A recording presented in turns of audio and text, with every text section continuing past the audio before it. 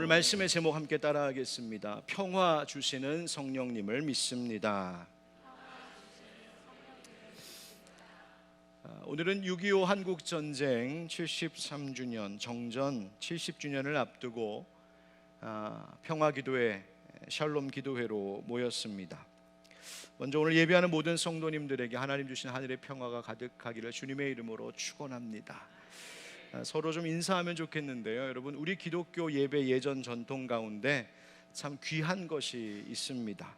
뭐냐면 일반적으로 이렇게 성찬 기도할 때에 우리 교회에서도 이렇게 예배 드릴 때에 종종 이 인사를 나누곤 했는데 수르슴 코다라고 하는 마음을 드높이라고 하는 뜻인데 바로 평화의 인사입니다. 잘 아시겠지만 앞에 있는 화면을 보면서 함께 이 평화의 인사를 나누면 좋겠습니다. 주님께서 여러분과 함께 하시기를 바랍니다. 우리 서로 평화의 인사를 서로 나눕시다. 시작. 주님의 평화가 함께 하시기를 바랍니다. 옆에 있는 분도 인사하세요. 시작. 주님의 평화가 함께 하시기를 바랍니다. 우리의 마음을 주님께 올립시다. 우리 주 하나님께 감사를 드립시다. 우리의 감사와 찬양을 주님께 드림이 마땅합니다. 아멘. 여러분, 이것을 바로 평화의 인사라고 부릅니다. 우리 기독교 예배 가운데 늘 사실은 있어야 할 귀한 전통이 바로 이것인데요. 이 기독교의 예배 가운데 하나님께서 우리에게 베푸신 평화를 확인하고 그것을 누리고 그것을 서로에게 빌고 더 나아가 그 평화를 전하고자 하는 바로 이 평화의 인사, 그래서 의미가 있고 중요합니다. 여러분, 우리 그리스도인들이 항상 추구하는 가치 중에 중요한 것 하나가 바로 평화입니다. 기독교라고 하는 종교를 사랑의 종교라고 말할 만큼 우리가 이 사랑을 제일의 가치로 두는 것은 결국 그 사랑을 통하여서 이 땅 가운데 참 평화가 이루어지기를 바라는 마음 때문인 것이죠. 여러분, 오늘 말씀으로 이 평화의 가치를 우리 다시 한번 생각하고 이 평화를 위해 기도하고 힘쓰는 우리가 되기를, 또 그렇게 다짐하고 결단하는 시간이 되기를 간절히 소망합니다. 110만 인구의 대도시인 고양시에 살다 보니까 또 파주 운정과 같은 신도시도 생기고 많은 인구가 이 지역에 유입되어 오면서 그런 환경 속에 살다 보니 우리가 잘 느끼지 못하고 살고 있는 것이 하나 있습니다. 우리가 얼마나 북한과 가까이 살고 있는가 하는 겁니다. 가끔 해외에서 오시는 분들이나 또 남쪽 지역에 사시는 분들이 이 일산 고향 또 파주 이쪽 지역을 방문할 때에 꼭 통일전망대, 임진각, 평화누리 이런 곳을 들러 관광하시는 것을 보면, 또 그런 곳을 안내하다 보면 그제서야 하긴 그렇지, 우리가 휴전선하고 정말 가까운데 살고 있었지, 그런 생각을 비로소 갖게 되죠. 실제로 지도를 펼쳐놓고 보면 우리 교회에서 휴전선 제일 가까운 지역까지 직선거리로 불과 약 15km 정도 됩니다. 개성까지는 한 30km 정도 됩니다. 그러니까 여기서 서울 시내 들어가는 정도만 가면 개성 갈 수 있습니다. 또 그렇다고 가진 마십시오.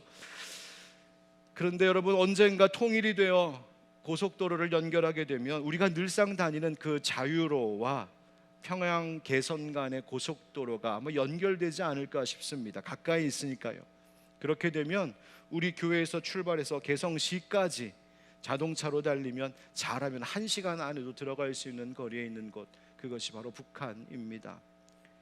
그렇게 가까운 곳이 북한인데 그 사이를 휴전선이 가로막은 지가 70년입니다.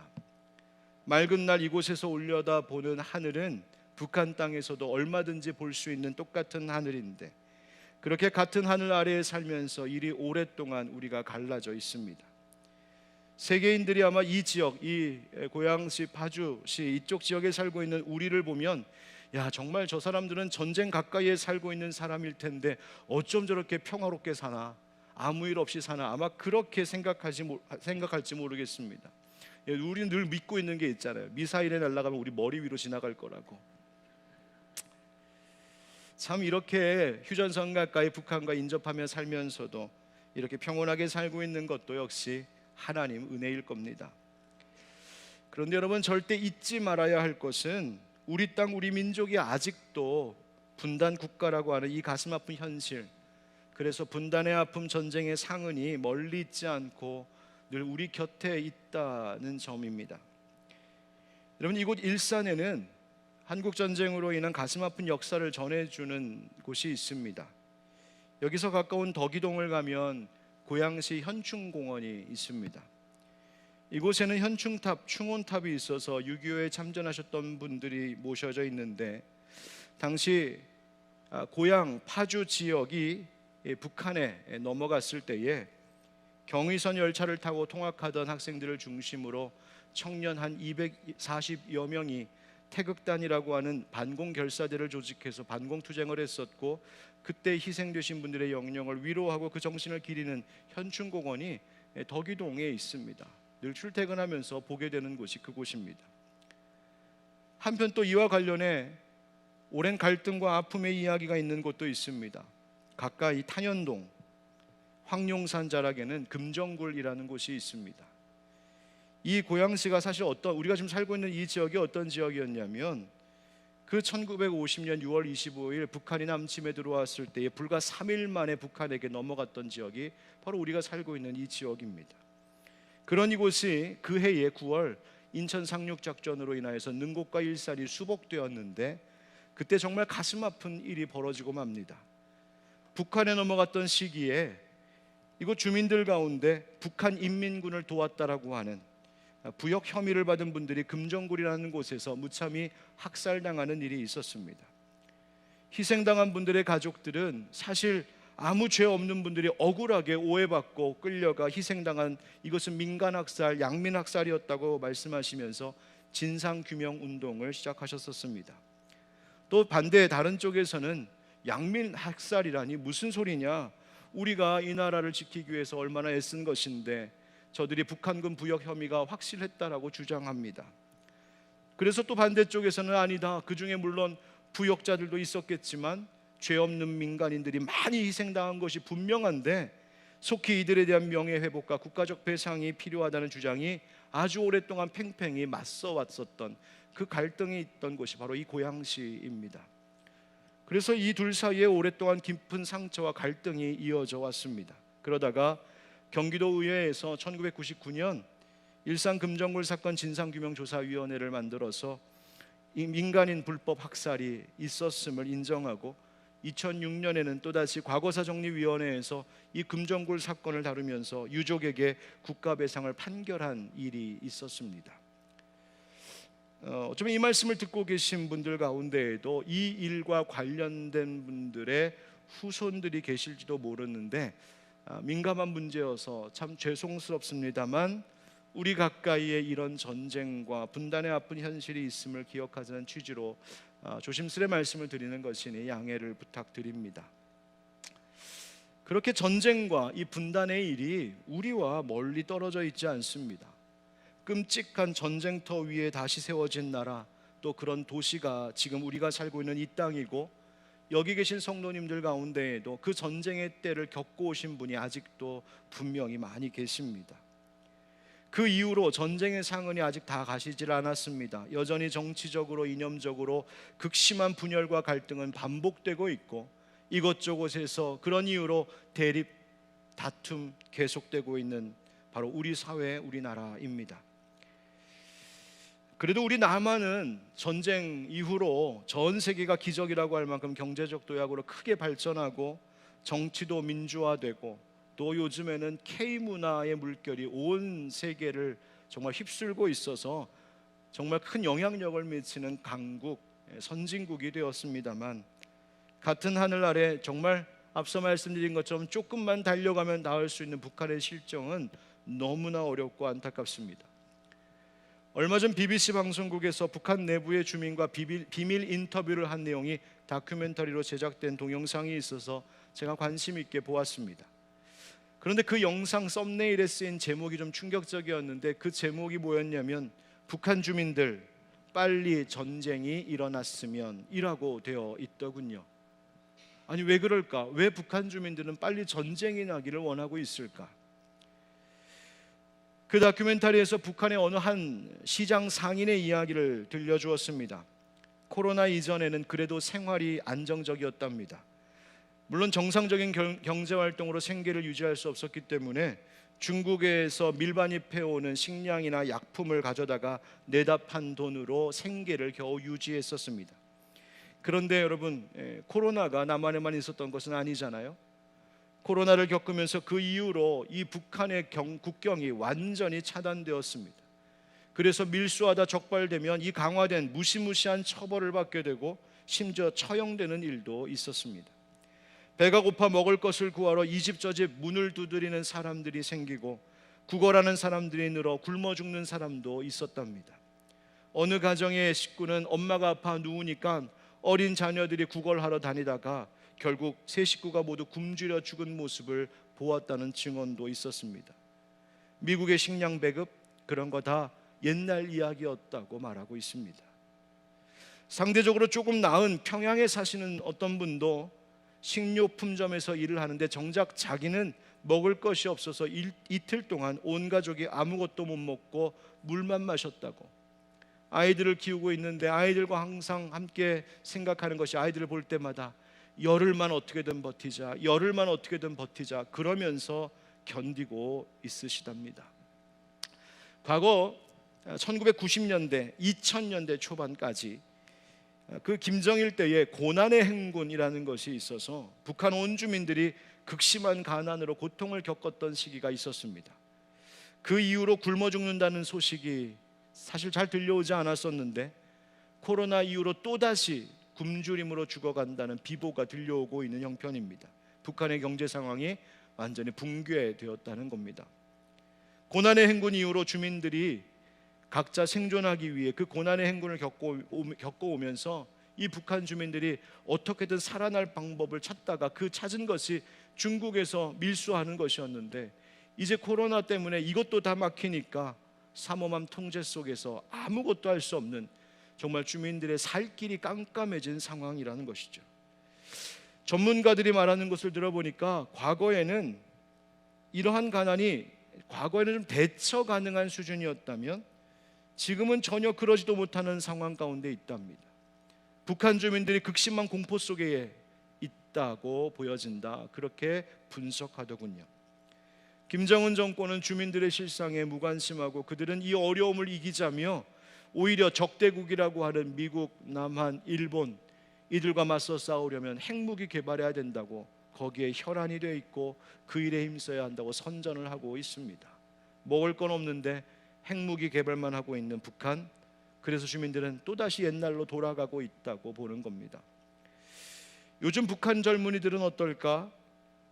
우리나라나 해외의 영상물들을 인터넷을 통하여서 또 밀반입되어 있는 것들을 통하여서 자주 접하면서 요즘 북한 젊은이들은 과거와 많이 인식이 달라졌답니다. 그래서 정권에 대한 불만이 높아져 가고 있는데 그것은 표출은 못하는데 쌓이고 쌓인 분노가 언젠가는 폭발할 것이라고 다들 보고 있습니다. 이런 지경이다 보니까 북한 주민들은 다 같이 지금 생각하고 있는 것이 먹을 것 걱정 안 하는 사회가 왔으면 좋겠다, 서로 감시당하지 않는 사회가 왔으면 좋겠다.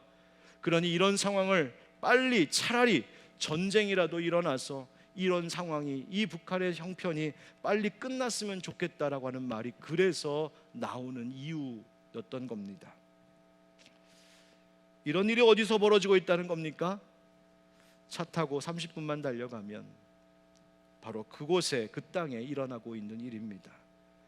같은 하늘 바라보며 살고 있는 저 북한의 주민들, 우리 동족에게 지금 일어나고 있는 그런 현실입니다.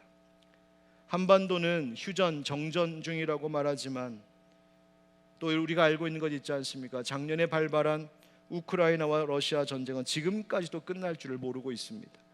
그 사이에 희생당한 민간인들, 피해 상황들, 끔찍한 고문들, 이런 것에 대한 보도들을 보면 정말 가슴이 아파옵니다. 삶의 터전을 잃고, 가족을 잃고, 미래를 잃고, 희망을 잃고, 전쟁 그 끔찍한 일이 지금도 계속되고 있습니다. 전쟁만이 아니죠. 우리에게 닥친 심각한 현실이 또 있습니다. 환경과 기후 문제입니다. 며칠 전에 대통령이 부산 엑스포 유치를 위해 프랑스 파리에서 프레젠테이션을 했었는데 그때 연설 중에 지금 세계가 겪고 있는 기후 위기에 대하여 언급한 것이 있었습니다. 우리나라 정부가 세계 무대에서 공식적으로 말한 것이니까 그 데이터가 신뢰도가 있다 생각하여 인용해 보면, 지난해 세계 평균 기온이 산업화 이전보다 1.15도 상승했답니다. 해수면은 지난 10년 동안 1990년대에 비해 2배 이상 상승했습니다. 폭우, 폭염, 가뭄 등 이상기후 때문에 세계인의 2억 명 이상이 고향을 떠나야 했다고 합니다. 여러분, 우리나라 날씨가 점점 더워지고 있지요. 100년 전과 비교해 보면 우리나라의 여름이라고 할 수 있는 날짜의 수가 한 20일 정도가 더 늘어났답니다. 그러니까 겨울은 짧아지고 여름은 점점 늘어나고 있습니다. 2040년 정도 되면 지금보다 여름이 한 달 정도 더 늘어나게 될 것이라는 예측이 국립과학기상원의 공식적인 발표입니다. 그러니까 머지않아 10여 년 있으면, 한 20년 있으면 지금보다 여름을 한 달 더 겪어야 된답니다. 문제는 날씨가 이렇게 되면 실제로 삶의 터전에 위험을 받는 사람들도 생길 뿐더러 무슨 문제가 생기냐 하면, 전문가들이 말하는 것이 농사가 안 된답니다. 여러분, 농사를 망치면 뭐가 부족해지는 거예요? 식량, 먹을 것이 부족해지는 것이죠. 식량이 부족해지면 어떻게 될까요? 식량 가격이 올라갈 것입니다. 물가가 오를 겁니다. 결국 피해는 여전히 사회에 없는 사람들, 약자들이 또 입게 되는 것으로 이어지는 겁니다. 여러분, 이것이 진짜 심각해져서 한 나라의 국민들이 먹을 것이 부족해지면 그 나라는 어떻게 할까요? 다른 나라의 도움을 청하겠지요. 그런데 그 나라에도 자국민들이 먹을 것이 없다면 어떻게 되겠습니까? 그래요, 우리 같이 굶읍시다, 그럴까요? 아닙니다. 그래서 전쟁이 또 일어나는 겁니다. 먹을 것이 없으니 식량 문제로 전쟁이 일어날 수도 있는 것이죠. 그러면 전쟁 때문에 또 어떤 일이 벌어질까요? 식량이 더 부족해질 겁니다. 그렇게 점점 악화일로로 들어서는 것, 바로 그것이 이 환경 기후의 문제와 연관되어 있는 일들입니다. 환경 문제가 생기고 날이 더워지면서 그에 따른 질병, 감염병도 늘어나죠. 우리가 지난 3년 동안 코로나19 직격탄을 맞지 않았습니까? 이처럼 환경 문제, 기후 문제, 식량 문제, 그리고 이 전쟁의 문제는 서로 무관하지 않은, 연결되어 있는 문제요, 우리의 당면한 문제입니다. 기후 환경 얘기하면 맨날 북극에 있는 북극곰 얘기만 하잖아요. 근데 한 번도 안 가본 북극곰 그 얘기하니까 감이 먼 거예요. 그런데 그것이 북극에서만 일어나는 일이 아니라 지금 이 한반도 땅에도 일어나기 시작하는 일임을 생각할 때 우리는 경각심을 갖지 않을 수가 없어요. 우리 자녀들의 문제이고 우리 가족의 문제, 우리 후손의 문제라는 것입니다. 이런 분야의 전문가도 아닌 이 목사가 왜 교회에서 또 예배 때, 또 성령 집회할 때 이런 이야기를 지금 하고 있는 걸까? 또 이런 이야기 우리끼리 한다고 해서 뭐가 그렇게 달라질까 싶은 생각도 드실지 모르겠습니다만, 그러나 우리가 이런 문제에 대하여 관심을 가져야 하고 또 함께 기도해야 될 이유가 있습니다. 그것은 우리가 성령을 받은 그리스도인, 바로 하나님의 자녀들이기 때문입니다. 왜 성령을 받은 하나님의 자녀들이 이와 같은 전쟁 문제, 환경 문제, 기후 문제, 이와 같은 사회적 이슈들에 대하여 이 그리스도인들이 이야기해야 하고 기도해야 되는 것일까요? 그 이유가 있습니다. 한번 따라 하실까요? 성령으로 평화를 얻었습니다. 성령으로 평화를 얻었습니다. 여러분, 예수 그리스도의 십자가 은혜가 우리에게 어떤 의미인가요? 죄로 인하여서 하나님과 단절되었고 우리가 하나님 앞에 진노의 대상일 수밖에 없었던 자였습니다. 그런데 예수 십자가의 은혜로 말미암아 우리의 죄를 씻김 받고 하나님과 우리 사이에 그 벽이 허물어졌지요. 예수님께서 당신의 육체로 그 담을 허무신 것입니다. 그래서 하나님과 화평하게 되었습니다. 이것을 성경에서 말하기를 에베소서 2장 16절에 또 십자가로 이 둘을 한 몸으로 하나님과 화목하게 하려 하심이라, 원수된 것을 십자가로 소멸하시고, 이어지는 말씀에 또 오셔서 먼데 있는 너희에게 평안을 전하시고 가까운 데 있는 자들에게 평안을 전하셨으니 이는 그로 말미암아 우리들이 한 성령 안에서 아버지께 나아감을 얻게 하려 하심이라. 아멘. 골로새서 1장 20절 우리 한번 같이 읽어보실까요? 시작. 그의 십자가의 피로 화평을 이루사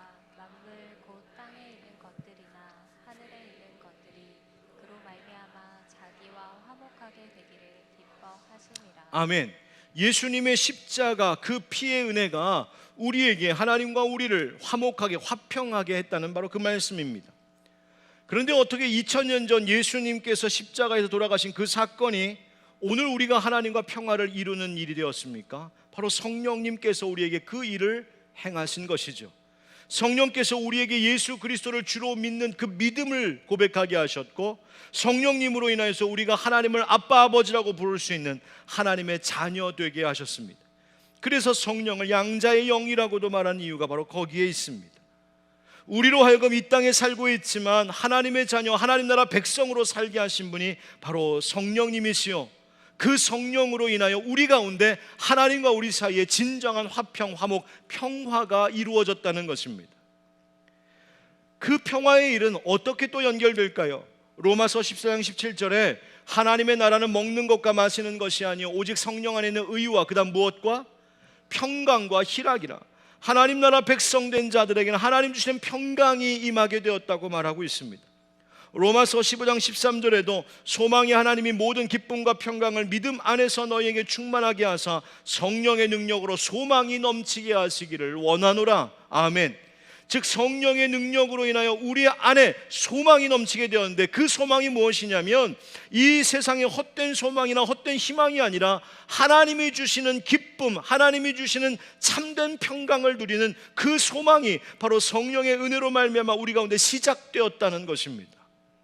즉 성령으로 인하여서 우리가 은혜를 입었는데 그 은혜의 내용이 무엇이냐? 우리 가운데 평화가 임했다는 겁니다. 그렇다면 그런 은혜를 입은 우리에게 주님께서 명하신 것은 무엇일까? 함께 따라하겠습니다. 평화의 사명을 주셨습니다. 평화의 사명을 주셨습니다. 여러분, 부활하신 예수님께서 제자들을 찾아오셨던 때의 그 장면을 기억하십니까? 예수님께서, 부활하신 예수님께서 두려움에 떨고 있었던 제자들 사이에 문득 나타나시더니 그들에게 숨을 내쉬며 말씀하셨습니다. 요한복음 20장에 예수께서 또 이르시되 너희에게 무엇이 있을지어다? 평강이 있을지어다. 하나님께서 나를 보내신 것 같이 나도 너희를 보내노라. 이 말씀을 하시고 그들을 향하여 숨을 내쉬며 이르시되 성령을 받으라. 아멘. 예수님께서 제자들 가운데 평강이 있기를 축복하셨습니다. 그러더니 너희가 사명을 내가 너희에게 주어 하나님이 나를 보내신 것처럼 나도 너희를 보낸다. 사명자로 부르시고 또 보내셨습니다. 그리고 그 사명을 감당할 수 있도록 바로 성령을 받으라 하신 것이죠.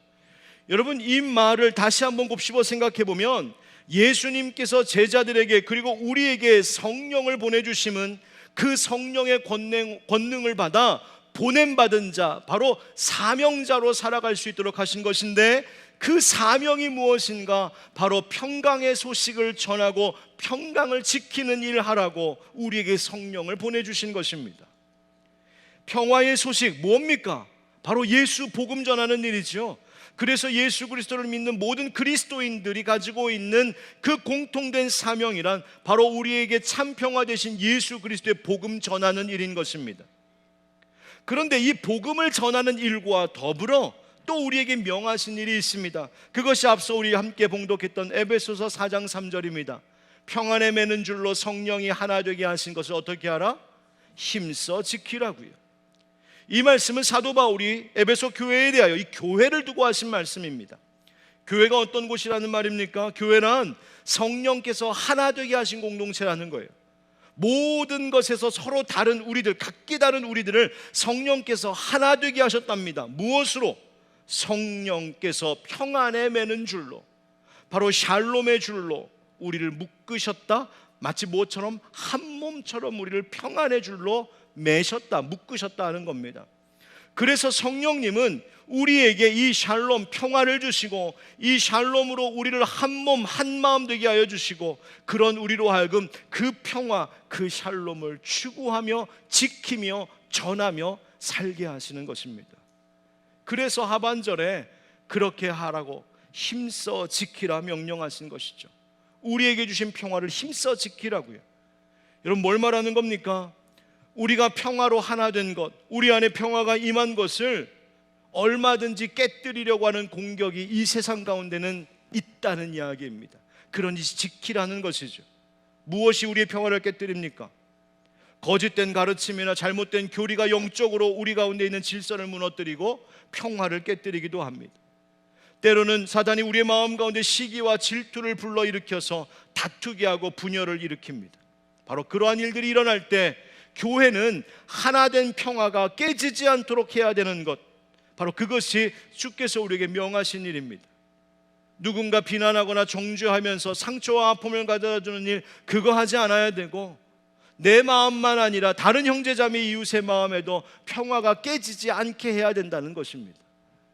여러분, 그리스도인은, 교회는 이 평화의 소식, 복음을 전하는 일과 함께 또한 그 평화를 잘 지키고 회복해야 될 사명이 있습니다. 그것이 우리에게 성령을 보내주신 이유입니다.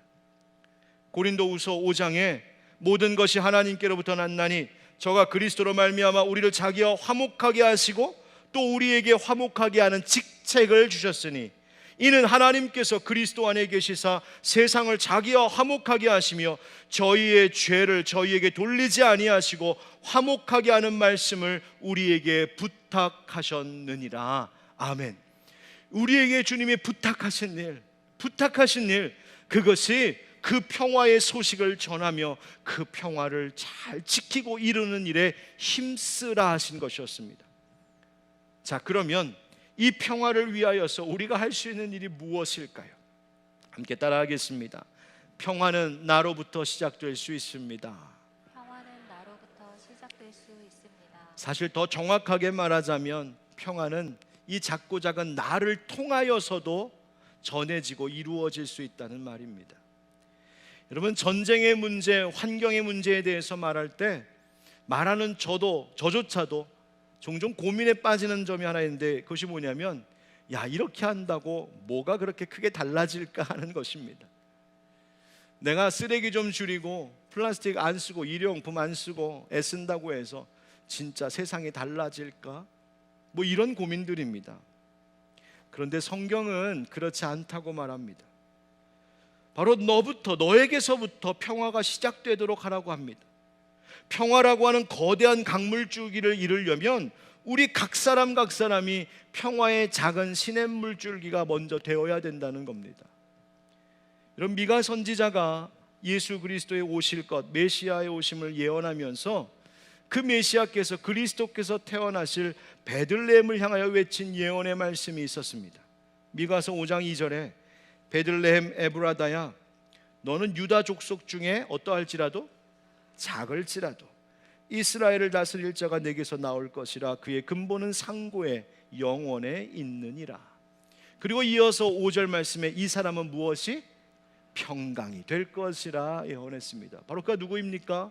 예수 그리스도이시죠. 예수님께서 태어나실 베들레헴을 예언하면서 말하기를 너는 유다 모든 족속 중에서 작을지라도, 사람들이 볼 때에 거기에서 무슨 선한 것이 있을 수 있겠느냐 할지라도, 그러나 그 작은 곳에서 바로 영원하신 평강의 왕이 태어날 것을 예언했었습니다. 여러분, 평화가 어디에서 시작되었습니까? 화려한 궁궐도 아니고 세상에 권력이 있는 곳도 아니고 엄청난 부와 명예가 있는 자리가 아니라 아무도 어쩌면 거들떠보지 않았을 작은 마을, 미천한 곳에서부터 평화는 시작되었습니다. 여러분, 평화의 시작이라고 하는 것은 돈 많은 곳에서 시작되는 것도 아니고 세상 권력 부여잡은 지위 가운데 나타나는 것도 아니고 뭐 커다란 일을 해야지 이루어지는 것 아니라, 진정한 평화는 사실 작은 마을에서부터 시작되는 것 같습니다. 진정한 평화는 나 같은 인생을 통하여서부터도 하나님 시작하실 수 있고, 이 작은 마음, 작은 실천에서 시작되는 겁니다. 평화라고 하는 것은 그저 사사로운 우리의 일상 속에서, 그리고 그 관계 속에서 시작되는 것이고, 평화는 우리의 사실 작은 보잘것없는 섬김, 정말 작은 용서와 화해, 작은 노력, 우리가 그냥 조금씩 예수님 닮아가고자 하는 그 일을 통하여서 평화는 사실 시작될 수 있습니다. 요즘 우리가 새벽마다 로마서 말씀을 계속 묵상하고 있는데요, 로마서 말씀 가운데 이 12장에 와서 성경은, 사도 바울은 예수 그리스도를 믿는 자들, 그 은혜 받은 자들, 구원받은 자들이 그러면 어떻게 살아가야 되는지에 대해서 말하고 있습니다. 쭉 나열하는 내용이 바로 이것입니다. 너희를 박해하는 자를 축복하라. 축복하고 저주하지 말라. 즐거워하는 자들과 함께 즐거워하고 우는 자들과 함께 울라. 서로 마음을 같이하며 높은 데 마음을 두지 말고 도리어 낮은 데 처하며 스스로 지혜 있는 채 하지 말라. 아무에게도 악을 악으로 갚지 말고 모든 사람 앞에서 선한 일을 도모하라. 할 수 있거든 너희로서는 모든 사람과 더불어 화목하라. 내 사랑하는 자들아, 너희가 친히 원수를 갚지 말고 하나님의 진노하심에 맡기라. 기록되었으되 원수 갚는 것이 내게 있으니 내게 갚으리라고 주께서 말씀하시니라. 네 원수가 줄이거든 먹이고 목마르거든 마시게 하라. 그리함으로 네가 숯불을 그 머리에 쌓아 놓으리라. 21절 다 같이 시작. 악에게 지지 말고 선으로 악을 이기라. 아멘. 여러분, 먼저 성경은 이야기합니다. 이 14절 이 말씀 가운데 18절 말씀에 모든 사람과 더불어 화목하라 이렇게 되어 있는데, 이 모든 사람과 더불어 화목하라는 말이 옛 개역 한글에는 모든 사람으로 더불어 평화하라 이렇게 번역했었습니다. 이 화목하라, 평화하라, 바로 그것이 샬롬, 바로 에이레네이죠. 그런데 이 구절 뭐라고 말씀하십니까? 18절에 할 수 있거든 너희로서는 모든 사람과 더불어 화평하고 화목하고 평화하라. 이 할 수 있거든이라고 하는 말이 언뜻 생각해 보면 할 수 있으면 그렇게 하고 할 수 없으면 뭐 할 수 없고, 여러분 이렇게 해석하려고 하는 분도 있을지 모르겠지만 그런 뜻이 아닙니다. 모든 사람과 더불어 화목하라 하신 것은 그렇게 할 수 없는 상황과 결코 그렇게 화목할 수 없는 상황도 있고 화목해야만 하는 상황도 있다는 얘기입니다. 여러분, 우리가 화평할 수 없는 상황도 있습니다. 어떤 때일까요? 그것은 그리스도인들이 상대를 용납하고 관용하는 삶을 살아야 되는데, 이 죄악된 것과 죄를 범하는 것과 기독교 신앙에 어긋나는 것, 생명을 해치는 것, 우상을 섬기고 하나님 버리는 것, 여러분 이런 것과는 우리가 평화를 가질 수가 없습니다. 하나님의 진리를 깨뜨리는 것과는 또 그런 사람들하고는 그것을 용납하고 손잡을 수 없다는 이야기입니다.